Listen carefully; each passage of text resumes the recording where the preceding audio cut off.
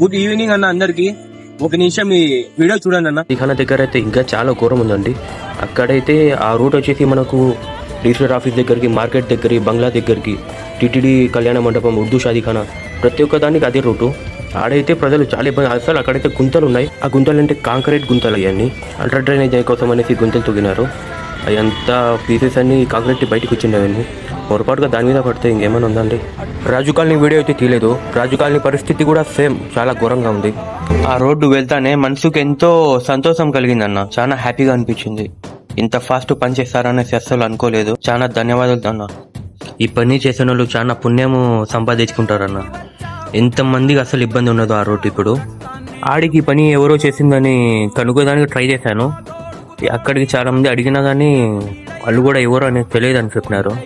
ఎవరైతే మన్నా దేవుడు వాళ్ళ ఇంట్లో వాళ్ళకి అందరికి చల్లగా పెడతాడు ఇన్షాల్లా.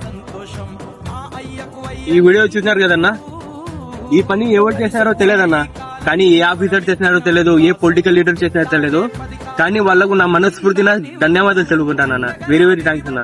అట్లనే ఏమంటేనా ఇంకా నెక్స్ట్ ఏమంటేనా ప్రజలు చాలా ఇబ్బంది పడతారు. నెక్స్ట్ వచ్చేసి మనకు మజనపురం అన్న, అదైతే చాలా మంది ఇబ్బంది పడతానన్న. దాని గురించి కొద్దిగా అది కూడా కొద్దిగా పట్టించుకొని అది కూడా కొద్దిగా సాల్వ్ చేస్తే కన్నా ఊరంతా పుణ్యం మీకే వస్తుందన్న. చాలా దువాయిలు చేశారన్న మీకోసము. అది ఒక్కటి కొద్దిగా సాల్వ్ చేశారనేసి కోరుకుంటూ ధన్యవాదాలు తెలుపుకుంటారా. అస్సలాము అలైకుం.